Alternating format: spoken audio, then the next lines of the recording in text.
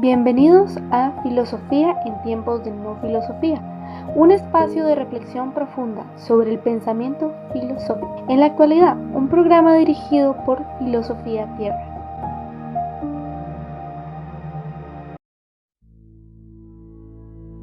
Dios dijo a Abraham: vete de tu tierra y de tu patria y de la casa de tu padre a la tierra que yo te mostraré. Te haré una gran nación y te bendeciré. Engrandeceré tu nombre y sé tú una bendición. Bendeciré a quienes te bendigan y maldeciré a quienes te maldigan. Por ti se bendecirán todos los linajes de la tierra. Génesis 12 del 1 al 3.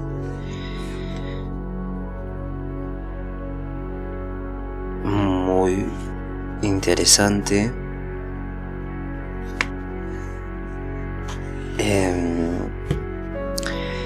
Bien, a veces me gustaría reflexionar un poco más sobre esos misterios, pero tratamos de ser muy académicos, entonces vamos a poner otro enlace de un canal donde vamos a hablar puramente de estos temas. Pero está bien que iniciemos con la palabra, ¿no? Porque no hay ningún libro en la tierra que se compare a la Biblia. No existe, no hay, es increíble, pero no vamos a encontrar otro libro que tenga tanta evidencia de crítica histórica, de testimonios, como la Biblia, ¿no? La Biblia es lo que es. Bien, entonces estamos en el episodio 395, creo, ¿no? A veces no me dejo llevar por los números porque los días terminan siendo cada día su afán, ¿no? En el presente siempre estamos y claro, estamos en el día 395 y en el día 26 de la crítica de la razón pura de Immanuel Kant, y hoy nos toca hablar de del capítulo 3 del segundo libro, el sistema de las ideas trascendentales. El sistema de las ideas trascendentales. Vimos un poco las ideas trascendentales y cómo estas eran básicamente la razón nos invitaba a pensar en ideas incondicionadas como Dios, alma, mundo, ¿no? Pero lo absoluto, un sujeto absoluto, una totalidad absoluta y la totalidad de síntesis absoluta, ¿no? Que era Dios, de sistemas absolutos también se le considera que era Dios. Y claro, vimos que la razón tenía este uso ascendente y descendente, ¿no? Cuando hablaba de las ideas trascendentales. Ascendente es cuando nosotros preguntamos, ¿no? Yo nací de mis padres, mi padre de sus padres, y trataba de buscar el origen, y sus padres de sus padres y demás, pero y claro, era cerrado, ¿no? Porque siempre buscaba los principios últimos. Pero la forma descendente, la razón, por ejemplo, decía, ¿no? Nosotros, al preguntar sobre un hecho de estas ideas trascendentes, mi padre de su padre, entonces no se cerraba porque yo podía preguntar: mi padre tuvo una tía y su tía tenía otro padre, y su padre, su tía era amiga de mi abuelo, y claro, así el razonamiento no buscaba los principios últimos, pero tenía este principio de incondicionalidad para mantener este sistema abierto, ¿no? Con diferentes, con este uso práctico de la razón, ¿no? Dijimos que la razón tiene uso especulativo y uso práctico, pero este uso especulativo y práctico era un proceso para hablar sobre la moral, sobre el bien, ¿no? El uso práctico, por ejemplo, del concepto de libertad, que siempre trata de llegar a lo incondicionado, o sea, esta parte perfecta del término, y en la acción tratamos de llegar a la perfección de la palabra libertad, pero no es posible. Entonces Kant se da cuenta de que estas ideas trascendentales nos invitaban tenían esta función de su uso práctico, ¿no? Y claro, no lo desarrolla acá, lo desarrolla en otro libro que se llama La crítica de la razón práctica, pero nos dice eso, ¿no? Nos invita a pensar que estas ideas trascendentales nos pueden llevar a darle coherencia, orden al mundo, ¿no? A todo lo que conocemos.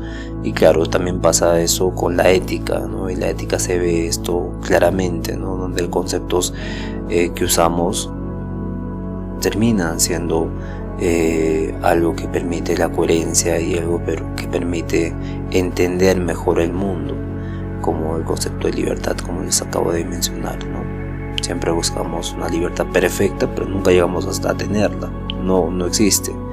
Pero claro, hay esa aspiración, ¿no? Y claro, la razón ahí entra en este uso práctico, pero desde un uso especulativo.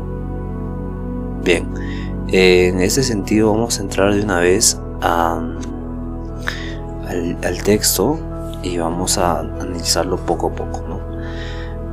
Capítulo 3, sistemas de las ideas trascendentales. No nos ocupamos aquí de una dialéctica lógica que prescinda de todo contenido del conocimiento para limitarse a descubrir la falsa ilusión en la forma de los raciocinios, sino como una lógica trascendental que debe contener totalmente a priori el origen de ciertos conocimientos provenientes de la razón pura y de ciertos conceptos inferidos cuyo objeto no puede darse empíricamente y en consecuencia se hallan totalmente fuera de la facultad del entendimiento puro. A base de la relación natural que el uso trascendental de nuestro conocimiento debe tener con el lógico, hemos comprobado que solo habrá 3 clases de inferencias dialécticas, que se refieren a las 3 clases de inferencias mediante las cuales puede la razón llegar al conocimiento, partiendo de principios, y que en todo conocimiento la faena de la razón consiste en elevarse desde la síntesis condicionada a la cual está siempre atado el entendimiento y a la incondicionada que éste no puede alcanzar jamás. Bien, entonces ya vamos viendo cómo Kant está tratando de descubrir este sistema de las ideas trascendentales, donde la dialéctica clásica, que corresponde a la dialéctica lógica, es el estudio de la forma de razonamiento, pero sin importar el contenido, ¿no? Simplemente es SP, analizamos gramaticalmente, ¿no? Y claro, su tarea es detectar ilusiones, detectar falacias en el modo que se van a encadenar las inferencias. Por ejemplo, Pedro es humano, todos los humanos son mortales, entonces Pedro es inmortal, entonces evidentemente hay una falsedad, ¿no? Y claramente solo sirve para esto. Pero la dialéctica trascendental que Kant está proponiendo no se limita a la forma, no se va a limitar a la forma, sino que examina los contenidos de la razón pura, cuando está más allá de la posibilidad para el entendimiento. Por ejemplo, estudia cómo van a surgir ciertos conceptos a priori. Pero ciertos conceptos a priori cuyo objeto, cuya referencia no puede ser experimentada, puede ser dada en la experiencia, es decir, que sean trascendentales. Bueno, en este caso trascendentes, porque hay que diferenciar entre trascendental y trascendente. Trascendentes son conceptos a priori que no están en la experiencia. Trascendental corresponde a todo este sistema, muy abarcante. Por ejemplo, las ideas trascendentales son alma, mundo, Dios, ¿no? Que es diferente este proceso de trascendencia. Trascendente es que cualquier concepto no puede ser una experiencia, no puede ser dado en la experiencia un concepto a priori, pero trascendentales ya corresponden a ideas que nosotros por la misma razón nos hemos hecho, son algo que ya está implícito en nosotros, ¿no? Y Kant da el ejemplo de 3 ideas, pero esas 3 ideas no es que surgen de la nada, ¿no? Sino que surgen de la misma razón, por la misma razón misma, que ya tiene que, como dijimos antes, ¿no? La misma razón se pregunta estas cosas para que tenga sustento todo lo demás. ¿Por qué? Porque el alma es la idea de un sujeto absoluto de todos los pensamientos. Un sujeto absoluto que sin ese sujeto absoluto no podríamos considerar a Pepe, Sócrates, tú incluso. Y claro, el mundo corresponde, el alma corresponde a la psicología racional, que recordemos que se estaba formando la ciencia de la psicología, el psicologismo, y aquí había esta parte de la frenología, ¿no? Bueno, claro, donde habían, bien, no voy a meter la pata, pero había esta parte donde se hablaba de que en cada parte del cerebro había la emoción, había la tristeza y demás, ¿no? Se sectoriaba el cerebro, ¿no? Y acá aparecieron también la parte de la mística, ¿no? Los místicos, claro, había diferentes procesos que aún desconocíamos, ¿no? Entonces Kant está tratando de, incluso con Descartes, ¿no? Descartes y la separación del dualismo cartesiano mente-alma, ¿no? Perdón, mente-cuerpo, o alma y cuerpo, ¿no? Y claro, había una conexión en la glándula pineal entre ambos, ¿no? Pero esto era una discusión que en la escolástica ya se estaba brindando, ¿no? De que el ser humano tiene un alma. Bueno, tiene un alma, y muchos decían que tenía intelecto, ¿no? Y claro, llega Plotino con el intelecto, con esta parte, sí recuerdo esta parte. Plotino decía que el intelecto era uno, ¿no? Era uno y se dividía en tres. Y claro, al dividirse en tres, hacíamos que, bueno, en la última parte del intelecto había un tipo de subjetividad, ¿no? Subjetividad, pero que el alma era del alma provenía la inteligencia, ¿no? Inteligencia para entender las cosas de Dios. Y claro, no podíamos entender las cosas de Dios si no es este intelecto agente o compartido, ¿no? O absoluto.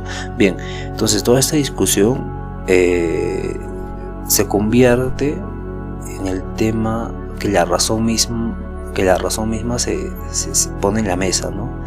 Y dice, acá hay esta idea que no puedo pasar por alto.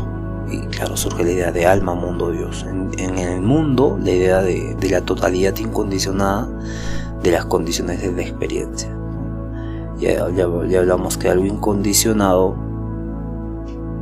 es algo que carece de consecuencia condicional, ¿no? Condicionado, por ejemplo, estoy sujetando este libro porque mi mano está tocando, está levantándolo, ¿no? Estoy levantándolo porque mis músculos están haciendo fuerza, pero esto se va a conectar con que estoy sentado, que estoy en un país, o sea, todo va a estar condicionado a algo, ¿no? Pero la totalidad incondicionada es esta parte de por qué hay una relación yo en este momento con alguien en China que está viviendo su experiencia, ¿no? O bueno, es un ejemplo un poco no técnico, pero se entiende, ¿no? La totalidad incondicionada corresponde a esta parte donde todo no parece estar condicionado con algo, ¿no? Pero parece estar unido por algo. Y claro, ahí no solo Kant está hablando de este mundo físico, está hablando de las estrellas, está hablando del mundo exterior, ¿no? Bueno, del mundo exterior, no, de la realidad exterior, ¿no? Estrellas y planetas, porque recordemos que estaba surgiendo Newton. Claro, la filosofía de Newton ya estaba, bueno, no es que era una filosofía, sino que ya es una ciencia, ¿no? La ciencia de la astronomía. Se está viendo que hay ciertos principios que no corresponden a mi percepción, sino que corresponden a un ámbito mucho más grande, ¿no? Pero esto como está conectado o como no es condicionado por el sujeto, lo que pasaba con Descartes, ¿no? Porque recordemos que Descartes, al descubrir que, bueno, no ni siquiera descubrir, al darse cuenta que la única certeza era que yo pienso, cogito ergo sum, ponía al sujeto al centro del conocimiento, ¿no? Y claro, a esto aporta para el desarrollo del geocentrismo, del geocentrismo, donde la Tierra está girando alrededor del Sol. La Tierra está girando alrededor del Sol y claro, el sujeto ya no era la única certeza y entonces ya no estaba condicionado a el raciocinio humano. Y claro, todo era incondicionado, donde un planeta giraba por su cuenta, una estrella lo hacía también, procesos naturales también lo hacían por su cuenta, entonces no estaba condicionado hacia algo, ¿no? Y claro, esto lo denomina Kant y lo dice mundo como una cosmología racional, ¿no? Y luego viene la idea de Dios como idea trascendente, donde la idea de un ser supremo es el fundamento de todos los absolutos, ¿no? Todo lo que, ya, mira, si dijimos que puede existir un sujeto absoluto, porque todos tenemos diferentes pensamientos, pero a la vez también tenemos esta forma de la inteligencia que nos permite comprender los mismos conceptos. Entonces hay un tipo de relación que no se llega a la confirmación de una mente o de un alma absoluto. Y dijimos también que el mundo era una totalidad incondicionada porque todo estaba separado, todo estaba incondicionado en su existencia, y tenía que haber alguien que haya fundado todo esto, porque lo condicionado acaba cuando se quiere estudiar lo que está fuera de nuestra atmósfera, y evidentemente lo que corresponde a ciertos procesos que no están determinados, no son deterministas, no son condicionados de la experiencia, no son condicionados en la experiencia. Y claro, tiene que haber un ser supremo como fundamento absoluto de todo, ¿no? Y acá coincide con Descartes en la cuarta meditación, donde pone a Dios como sustento de todo lo real. Pero Kant observa que la razón, por esta tendencia natural, buscaba siempre lo incondicionado, aquello que tiene que cerrar por completo todas las condiciones, ¿no? Me refiero a que la razón busca cerrar todo lo condicionado, ¿no? Este libro tiene hojas, pero ¿por qué tiene hojas? ¿Por qué se considera un libro, no? Porque tiene hojas. ¿Y por qué tiene hojas, no? Porque trata de decir algo, ¿no? ¿Y por qué trata de decir algo? Porque es un escrito de un escritor. Pero ¿por qué porque es un escrito de un escritor? Entonces, porque trataba de compartir un pensamiento. Entonces, ¿por qué trataba de compartir un pensamiento? Porque quería dejar un legado, tal vez, ¿no? Y claro, así vamos buscando, pero el ejemplo del libro es muy simple, ¿no? Pero es la misma analogía, ¿no? Trata de buscar siempre cerrar siempre lo condicionado, ¿no? Cerrar y llegar al principio último. Pero el incondicionado es que no logra cerrar. Siempre se busca lo incondicionado, siempre se busca cerrar y no se logra, ¿no? Y ya dijimos que lo incondicionado se manifiesta de forma ascendente y descendente. Ascendente es cuando buscamos este fundamento absoluto para cerrarlo, y claro, es cerrado porque intenta eso, ¿no? Y es descendente cuando nunca se cierra. Por ejemplo, este libro tiene hojas, y claramente puedo decir ahora en tal hoja hay un capítulo tal, en tal hoja hay un capítulo tal, y se refiere a este concepto, y pasar a otro libro de ese concepto y demás. Es abierto. Entonces, pero para el entendimiento solo puede trabajar con lo condicionado. La razón es la que trabaja con lo incondicionado. El entendimiento trabaja con lo condicionado, o sea, con fenómenos que se brindan en la experiencia, porque ya dijimos que cuando se brinda en la experiencia es condicionado, porque siempre vamos a encontrar este principio último. Incluso, vamos a encontrar ese principio último, pero cuando no tiene experiencia, que son alma, mundo y Dios, se convierte en lo incondicionado, ¿no? Y claro, así surgen estas tensiones inevitables entre el entendimiento y la razón. El entendimiento se mueve en lo empírico, en lo condicionado, mientras que la razón aspira a lo incondicionado, aspira a lo absoluto, ¿no? Y de aquí Kant concluye que solo habrá 3 especies de inferencias dialécticas o ilusiones de la razón pura. Estos conceptos hay que tenerlo claro, ¿no? Inferencias dialécticas o también ilusiones de la razón pura. No se olvide esa palabra última, ¿no? Que son alma, mundo, Dios. Alma corresponde a la psicología, mundo corresponde a la cosmología y Dios corresponde a la teología, ¿no? Entonces Kant abre esa dialéctica trascendental, porque recordemos que estamos en este libro segundo de la dialéctica trascendental, y bueno, estamos como en la introducción, como en la introducción, y claro, está tratando de mostrar que la razón inevitablemente genera ideas que trascienden la experiencia posible, ¿no? Pero ¿por qué? Y claro, es lo mismo que nos dimos la pregunta anterior, ¿no? ¿De dónde vienen los juicios sintéticos a priori? Y ahora acá me está diciendo, ¿de dónde? Pero ¿cómo es posible que la razón inevitablemente va a generar ideas que trascienden a la experiencia posible? ¿Cómo es esto posible? Y de ahí nacen esas 3 ilusiones, ¿no? Estas 3 grandes ilusiones o aparentes conocimientos, ¿no? Que básicamente la psicología, la teología, la cosmología estaban realizándose. Bien, después van a analizar críticamente esto.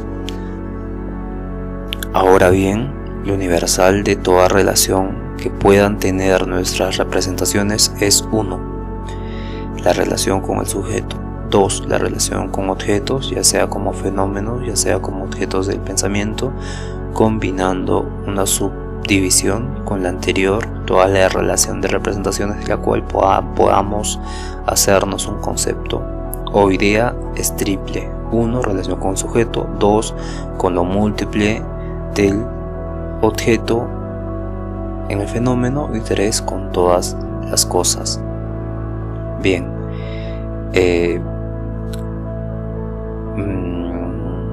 Bien, entonces el punto de partida es las relaciones de las representaciones, cómo se relacionan las representaciones. Entonces Kant señala que todo lo pensamos, todo lo pensamos en orden.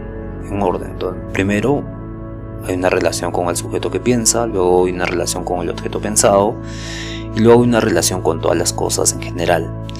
Y entonces esto es universal y claro, pero antes Kant, recordemos que distingue que la razón siempre busca lo incondicionado, ¿verdad? Entonces, para el sujeto, lo incondicionado es la unidad absoluta de la conciencia. Para el objeto, es la serie completa de fenómenos y sus condiciones. Y tercero, para todas las cosas, es el fundamento supremo de la realidad, ¿no? Al combinar estas clasificaciones, surgen estas 3 ideas trascendentales, que es la relación con el sujeto, que es el alma, la relación con lo múltiple, de los fenómenos es el mundo, y la relación con todas las cosas es Dios. Y claramente estas ideas trascendentales se derivan directamente de esta estructura misma de la razón que Kant está mencionando acá, de la primera, segunda y tercera, y que no son productos arbitrarios de la imaginación, sino que son necesidades de la razón en su tendencia a buscar lo absoluto. Entonces, pero estas ideas no corresponden a objetos que podamos conocer empíricamente, sino que son regulativas, ¿no? Orientan la investigación y, claro, aunque no puedan darse en la experiencia, van a orientar todo lo que podemos investigar, todo lo que podemos conocer. Bien, dice, ahora bien, todos los conceptos puros tienen que ver con la unidad sintética de las representaciones, pero los conceptos de la razón pura, las ideas trascendentales, con la absoluta unidad sintética de todas las condiciones. Por consiguiente, todas las ideas trascendentales podrán resumirse en 3. La primera contiene la absoluta unidad del sujeto pensante, la segunda la absoluta unidad de la serie de las condiciones del fenómeno, y tercera la absoluta unidad de la condición de todos los sujetos del pensamiento. Lo mismo básicamente, ¿no? Que básicamente hay una unidad absoluta del sujeto, que es el alma,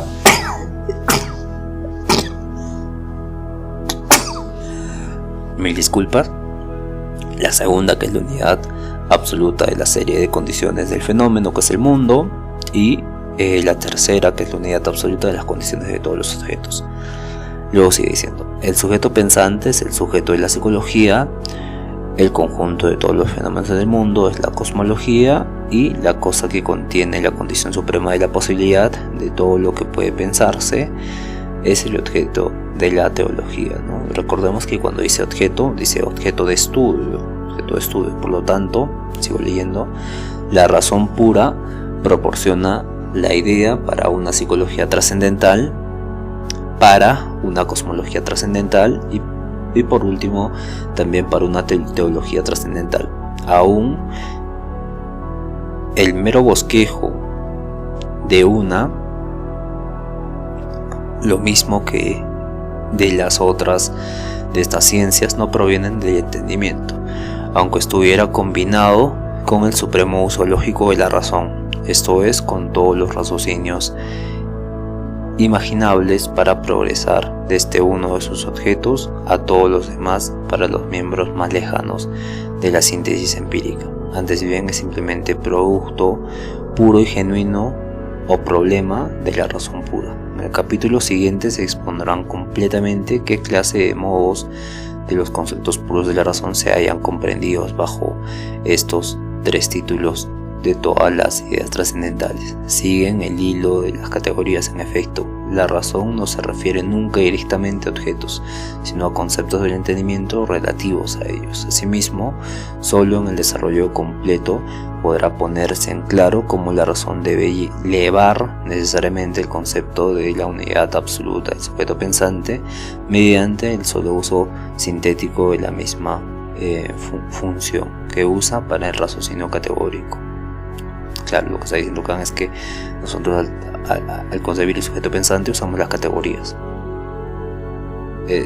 Claro, este proceso es similar y claro, se basa en las categorías este proceso, pero dice cómo, bueno, al final vamos a dar una explicación, cómo el procedimiento lógico debe llevar necesariamente consigo en las ideas hipotéticas la idea de lo absolutamente incondicionado en una serie de condiciones dadas, y por último la mera forma de raciocinio disyuntivo debe llevar consigo necesariamente el supremo concepto de la razón, el de un ente de todos los entes, pensamiento que a primera vista parece sumamente paradójico. Bien, de punto clave, ¿no? Estas disciplinas, psicología, cosmología, teología, no provienen del entendimiento. El entendimiento solo va a organizar la experiencia, pero tampoco vienen de este razonamiento ordinario, lógico de los silogismos que vimos, ¿no? La parte clásica de premisa mayor, premisa menor y conclusión. No vienen de ahí, sino que son puro producto de la razón, ¿no? Son puro producto de la razón en su búsqueda de lo incondicionado. Y Kant acá ve que son problemas legítimos. Son problemas legítimos de la razón porque primero son legítimos porque necesariamente aparecen en el pensar racional. Si no aparecieran en nuestro pensar, no existirían, no habría posibilidad de hablar de ellos, pero aparecen y son problemáticos porque no pueden resolverse mediante el conocimiento objetivo de las cosas, ya que carecen de este correlato con la experiencia. Entonces ahí está la clave de lo que Kant está tratando de decirnos. Claro, la razón, naturalmente, mediante el desarrollo de la psicología, cosmología y teología, ha tratado de responder esta pregunta, ¿no? Pero claro, estas ciencias en realidad tratan de exceder el límite del conocimiento experimentable, o para decirlo kantianamente, sobrepasar, exceder los límites del conocimiento posible, Entonces Kant está diciendo que la razón pura, por su propia estructura, crea ideas de alma, mundo, Dios, y con ellas bosqueja las ciencias trascendentales, que es teología trascendental, cosmología racional, psicología racional, que básicamente le dice trascendental también a la estrella, pero lo que importa es que no son ciencias reales, dice Kant, ¿no? Sino que son ilusiones necesarias de la razón que deben ser desenmascaradas críticamente. Lo que Kant está diciendo es: vamos a analizar a profundidad todo este objeto de estudio que se hicieron por muchos años, y vamos a llegar a una conclusión donde no podemos negarlas porque son problemas legítimos, porque la misma razón aparecen en nuestro pensar, y son problemáticas porque no pueden resolverse mediante el conocimiento objetivo, ya que van a carecer de este correlato con la experiencia. Y claro, es un dilema muy interesante y muy fuerte acá, ¿no? Pero podemos entender cómo Kant aborda mucho tiempo de filosofía, o sea, muchos años de filosofía están en esta obra de la crítica de la razón pura, ¿no? Porque primero nos menciona los errores del empirismo, los errores del idealismo, ahora nos muestra los errores de las ciencias emergentes que están apareciendo en su tiempo, que tratan de responder a lo incondicionado, ¿no? Y básicamente Kant, por ello, es un filósofo muy interesante. Bien, nos quedamos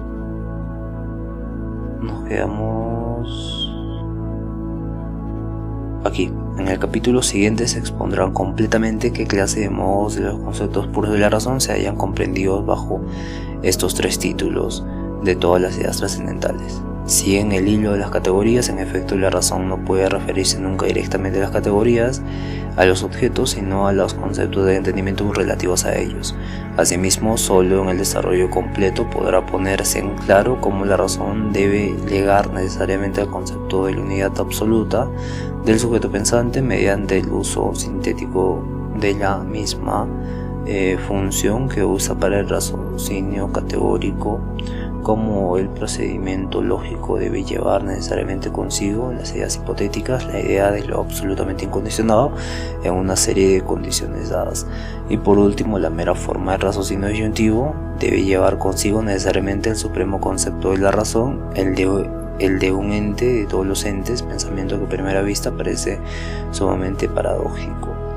De estas ideas trascendentales no es posible propiamente su deducción objetiva, pues en realidad no tienen relación alguna con un objeto que pueda darse coincidentemente con ellos, o sea, con la experiencia, precisamente porque no son más que ideas. Pero lo que sí podríamos intentar es iniciarlas subjetivamente en la naturaleza de nuestra razón pura, y así lo hicimos en efecto en este capítulo. Ha de verse que la razón pura no persigue otro propósito que el de la absoluta totalidad de la síntesis por el lado de las condiciones, y nada tiene que hacer con la integridad absoluta por el lado de lo condicionado, pues solo la necesita para suponer toda la serie de las condiciones y darla a priori el entendimiento. Pero una vez que exista una condición dada completamente e incondicionadamente, ya no se necesita un concepto de la razón para llevar adelante la serie, puesto que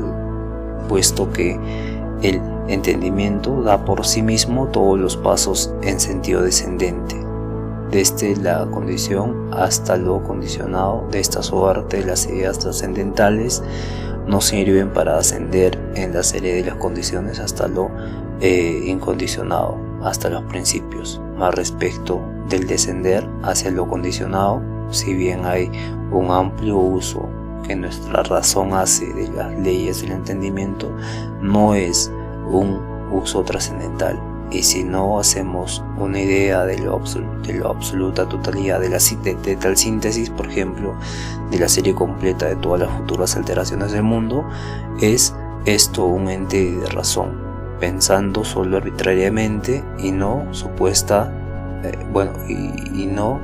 supuesto necesariamente por la razón. En efecto, para la posibilidad de lo condicionado se supone sin duda la totalidad de sus condiciones, mas no de sus consecuencias. Por consiguiente, tal concepto no es una idea trascendental, pero bueno, no es una idea trascendental, que al fin y al cabo es la única que aquí nos interesa.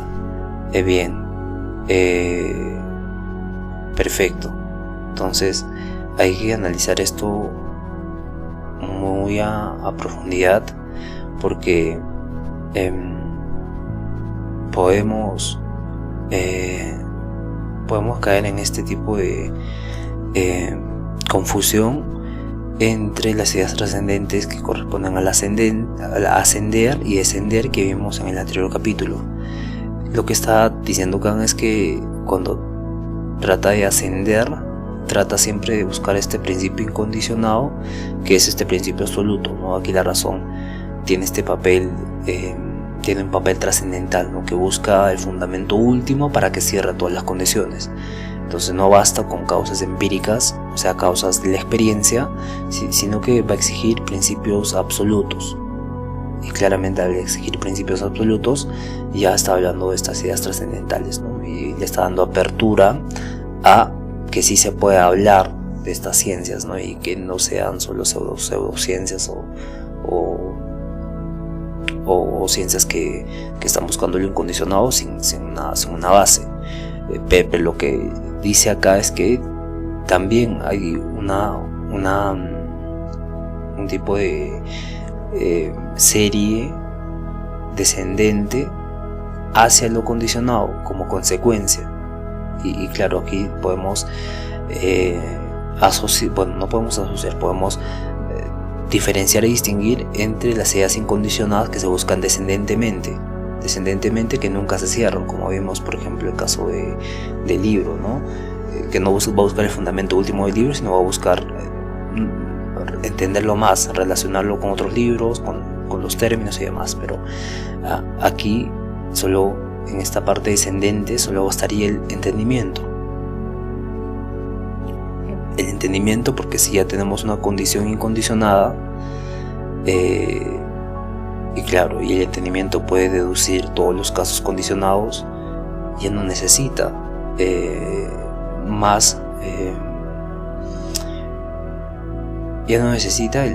buscar el fundamento último, porque ya está en ese proceso de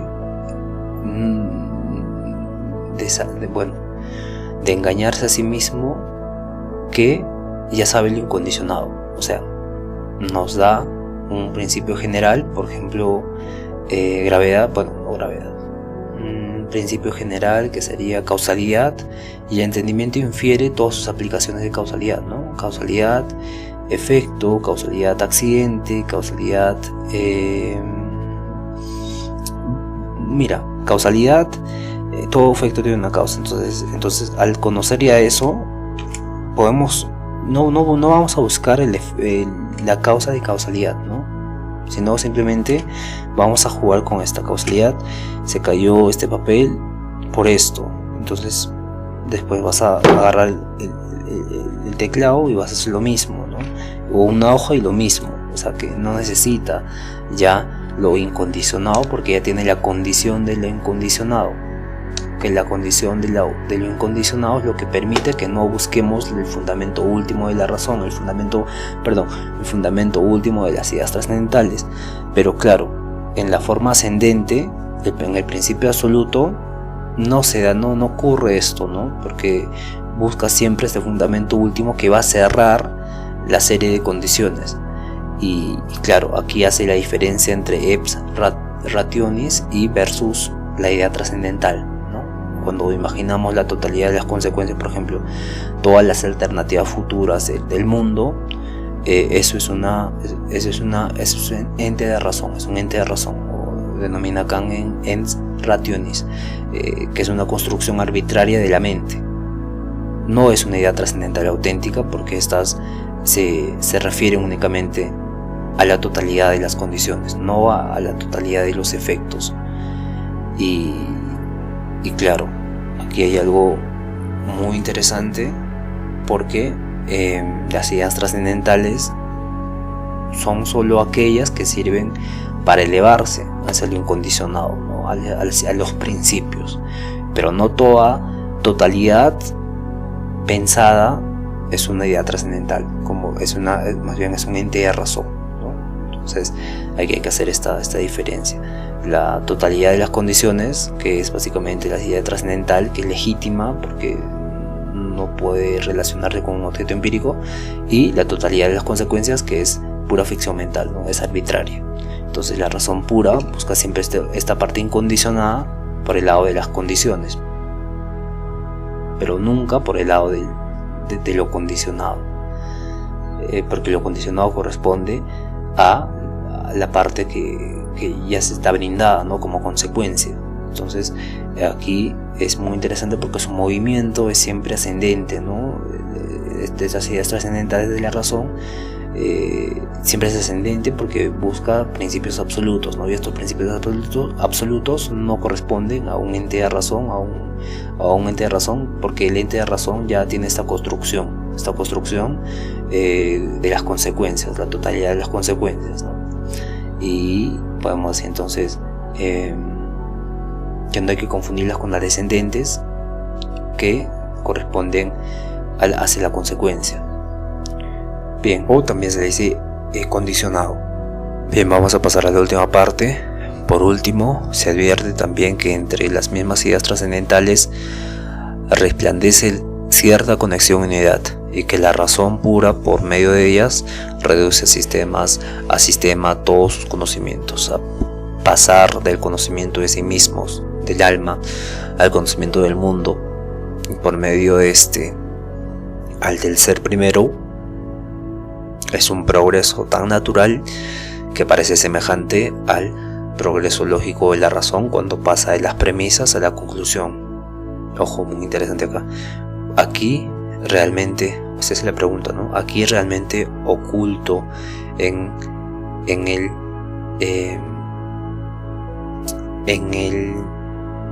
bien, voy a leer el libro mejor. El PDF no es lo correcto, pero es un buen PDF también. Entonces, el mundo, la posibilidad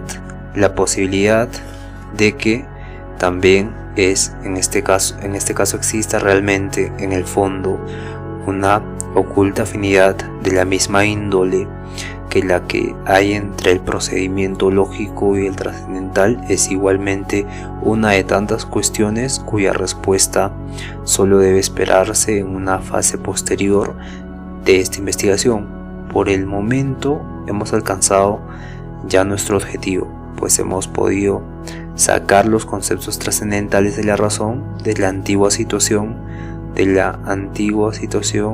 en que se encuentran al ir comúnmente mezclados con otros en las teorías de los demás filósofos, sin que estos los distingan siquiera como es debido de los conceptos del entendimiento. Hemos podido indicar su origen y en consecuencia su número determinado, más allá del cual no puede haber ninguno más, y exponerlos en un enlace sistémico mediante lo cual se ha deslindado y acotado un campo particular para la razón pura. Bien, lo interesante de acá es rescatarlo, todo, ¿no? Pero lo primero es muy importante, porque Kant está diciendo que estos procesos tienen este sistema, pero están conectados, están unidos, donde pasar del conocimiento de nosotros mismos corresponde al alma, al conocimiento del mundo por medio de un conocimiento de nosotros mismos, y por medio de al primero, del ser primero, o sea, por medio de conociendo a Dios también. Es un proceso tan natural que parece semejante al proceso lógico de la razón cuando pasa de las premisas a la conclusión. Y aquí Kant ya está entrando en terreno muy profundo, ¿no? Por eso lo dice más abajo, que se convierte en el desarrollo posterior de un estudio mucho más profundo. Claramente, ¿cómo explicamos esto, no? Entonces, mira, cuando hay un conocimiento del alma, de uno mismo, hay un conocimiento de las categorías de espacio y tiempo. Y cuando este conocimiento del mundo que todo se construye bajo categorías y bajo nosotros conocemos por medio de la intuición a priori de la sensibilidad, espacio y tiempo, pero existe una sustancia fenoménica que tiene este mismo proceso.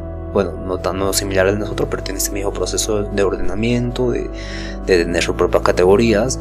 Y claro, por medio de al ser el primero la sustancia fenomenológica o la cosa en sí misma que se manifiesta en la sustancia fenomenológica, ese proceso es natural, ¿no? Porque es un proceso que hay un tipo de construcción, pero en nosotros también hay un proceso de construcción que ocurre de forma natural. Y claro, aquí hay mucha, hay una conexión interna, evidentemente. No hay disputa sobre esto, ¿no? Porque Kant está diciendo, ¿no? Hay un proceso natural del alma, del mundo y de Dios, donde ese proceso se asemeja a un silogismo, ¿no? De precisa mayor, precisa menor y conclusión. Pero claro, esto ya ocurre en el ámbito de lo trascendental, porque son ideas trascendentales que la razón misma está haciendo, ¿no? Pero recordemos que razón y entendimiento son cosas diferentes. La razón está mucho más profunda. La razón va a ver la unidad sistemática del entendimiento, y el entendimiento va a ordenar todo lo que experimentamos y conocemos. Entonces hay una tríada metafísica muy importante acá, ¿no? Dios, libertad, inmortalidad. Kant, el objetivo último de la metafísica siempre fueron estas tres ideas, ¿no? Teología con Dios, condición de moralidad con libertad y alma con inmortalidad. Entonces su conexión es necesaria, ¿no? Dios más libertad es igual a inmortalidad, ¿no? Todo lo demás son medios para alcanzar estas tres ideas fundamentales, ¿no? En metafísica se hablaba, pues, por ejemplo, de sustancia, causalidad, universo, pero estos conceptos servían para alcanzar estas tres ideas fundamentales, ¿no? Entonces, ¿cuál es la función de estas ideas, ¿no? ¿Cuál es la función de estas ideas?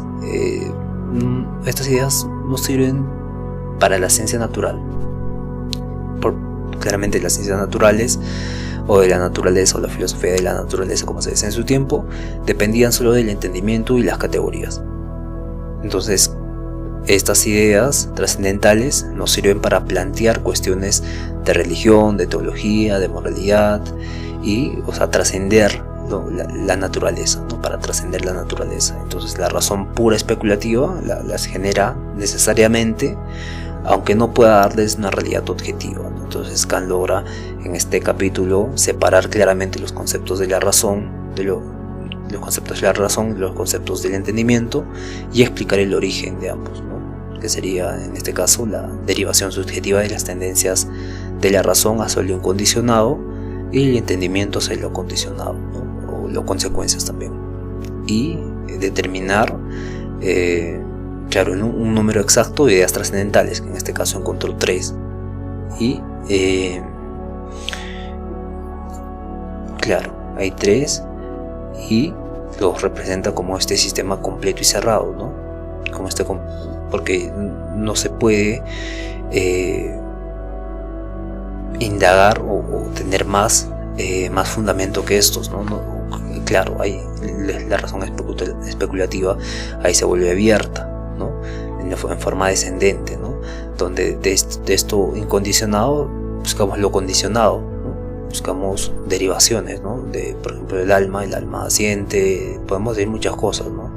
Pero claro, Kant está dándole ya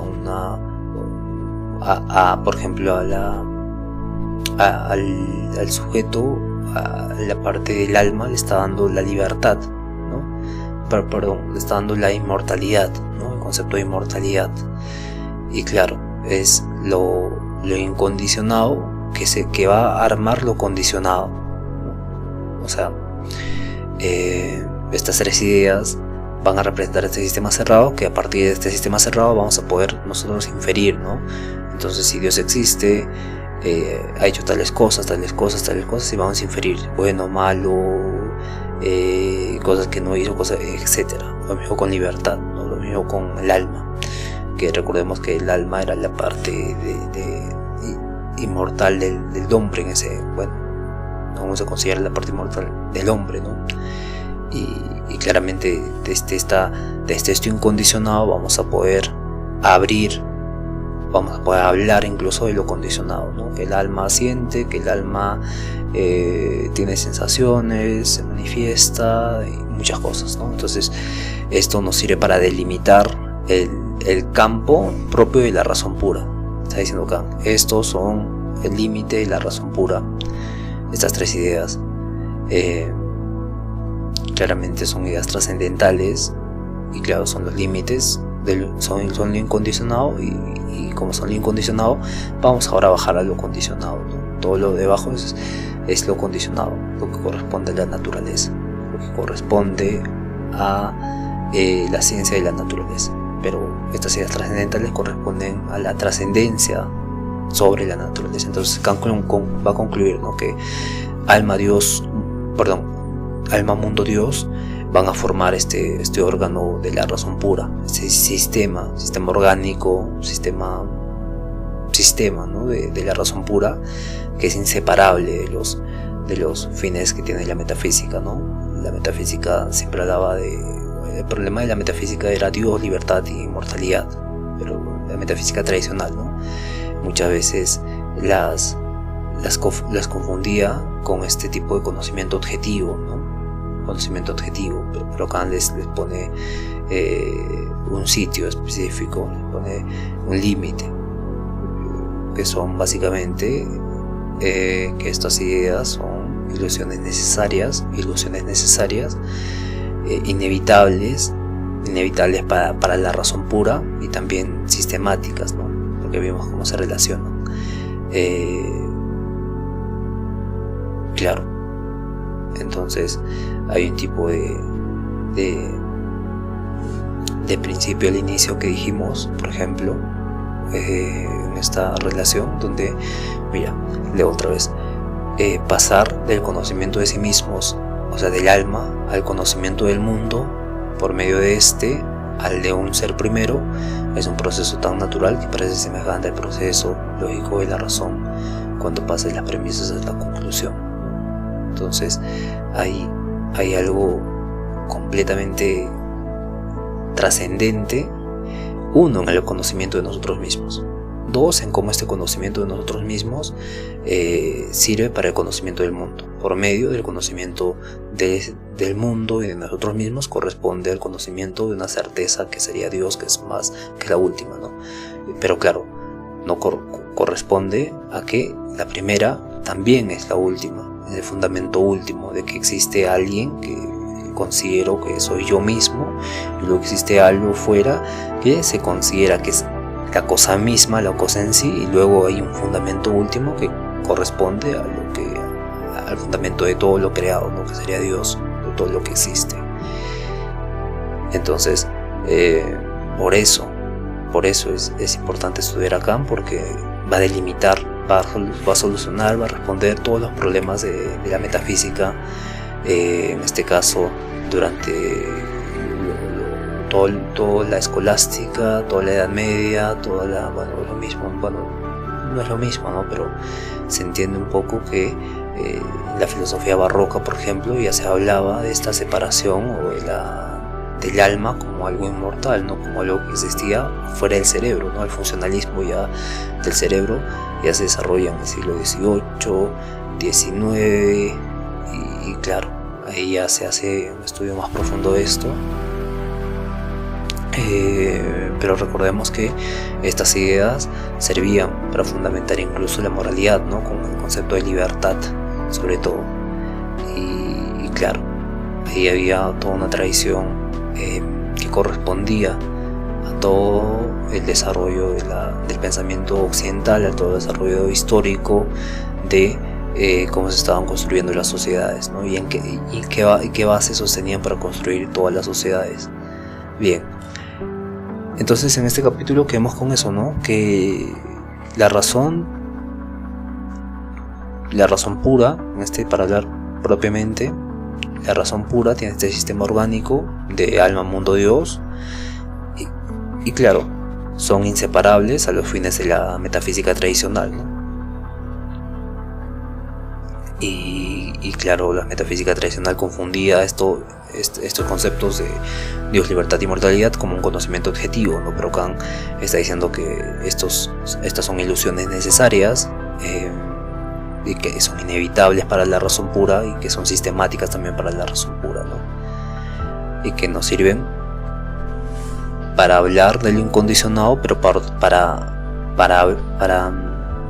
lo incondicionado nos sirve para hablar de lo condicionado, ¿no? Que por medio de tener la noción de inmortalidad, de libertad, de Dios, ya podemos hablar sobre lo condicionado, que es básicamente, como Kant diría, es la ciencia de la naturaleza, hablar de toda la ciencia de la naturaleza, que depende del entendimiento y depende de las categorías. Más estas ideas trascendentales trascienden la naturaleza y plantean cuestiones últimas, ¿no? Como la teología, la moral, la religión. Entonces la razón pura especulativa va a generar necesariamente estas ideas, aunque no pueda darles una realidad objetiva, ¿no? Es como si te dijera la razón: mira, piensa esto, ¿no? Hay todo este proceso lógico, razonativo, para entender, hablar de un Dios, hablar de libertad, hablar de inmortalidad, pero no podemos experimentarlo, pero no podemos palparlo, pero no podemos acceder a este tipo de conocimiento por medio de la experiencia. Pero claro, la razón no va a negar, pero al no negar, ya está dándole cabida a hablar sobre esto, ¿no? Y claro, este es el dilema de la razón pura, ¿no? Ese es el dilema nuestro también, y claramente es algo que se debe analizar a profundidad,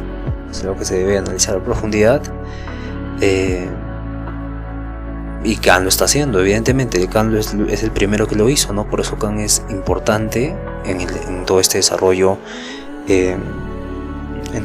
desarrollo de la razón pura. Bien, entonces acabamos el episodio de hoy. Muchas gracias por escuchar.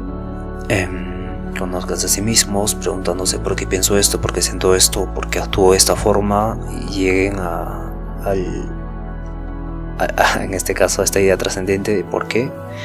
Y no tengan miedo, ¿no? Detrás del miedo está Dios, y en Dios hay plenitud, paz y todo lo agradable. Entonces no se olviden de rezar, tengan mucha fe, y nos vemos el día de mañana, y por favor sean felices. Hasta el día de mañana, cuídense todos.